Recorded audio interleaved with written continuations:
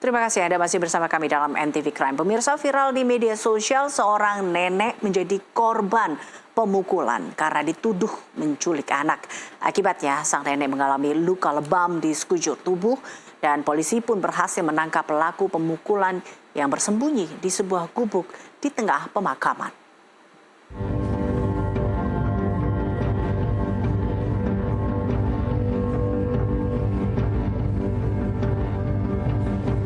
Inilah Nenek Asyah, seorang lansia berumur 76 tahun yang terbujur lemas akibat luka lebam di sekujur tubuhnya. Usai dikeroyok beberapa orang lantaran dituduh menculik anak.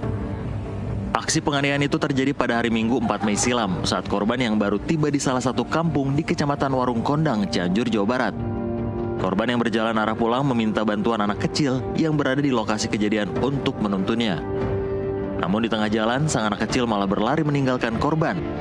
Warga yang melihat kejadian tersebut langsung meneriaki korban dan menuduhnya sebagai penculik. Sontak, warga mengerubungi korban hingga terjadi insiden pengeroyokan terhadap Nenek Asyah. Video penganiayaan Nenek Asyah pun viral di media sosial. Polres Cianjur yang mendapat laporan warga langsung melakukan penyelidikan dan menetapkan 2 orang sebagai pelaku pemukulan.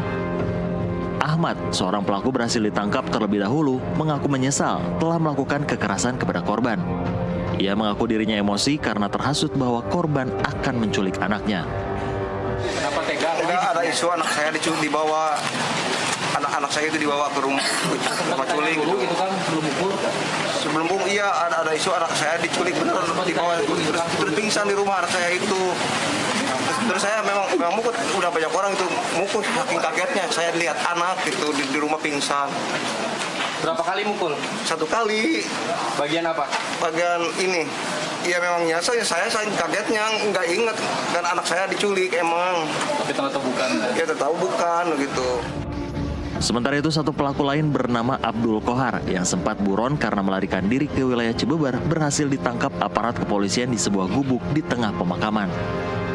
Pelaku bahkan membawa seluruh keluarga ke tempat mertuanya sebelum bersembunyi di sebuah gubuk di tengah pemakaman. Berdasarkan hasil pemeriksaan, Abdul Kohar merupakan pelaku utama yang memprovokasi Nenek Asyah sebagai penculik. Ia mengaku memukul nenek sebanyak 5 kali hingga korban mengalami luka lebam di bagian muka. Alhamdulillah pada pukul sekitar 14.45 waktu Indonesia bagian Barat, satu DPO lagi, inisial AK sudah diamankan di daerah Cibeber, Kabupaten Cianjur di komplek pemakaman.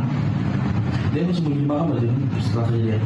Setelah kejadian langsung sembunyi, dan juga pemakaman itu dekat rumah mertua daripada tersangka ini.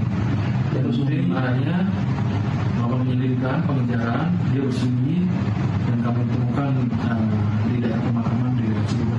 Di saungnya di makam itu atau di mana? Nah di situ memang ada saung juga dan memang dekat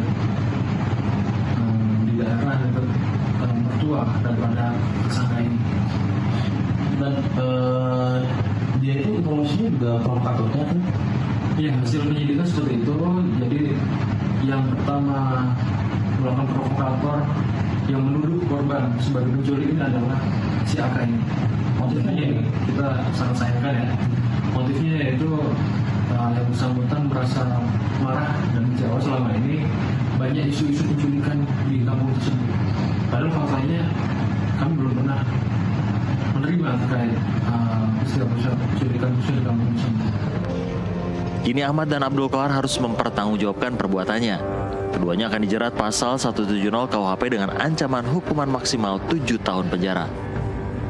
Dari Cianjur, Jawa Barat, Arif Permana, jurnalis NTV melaporkan.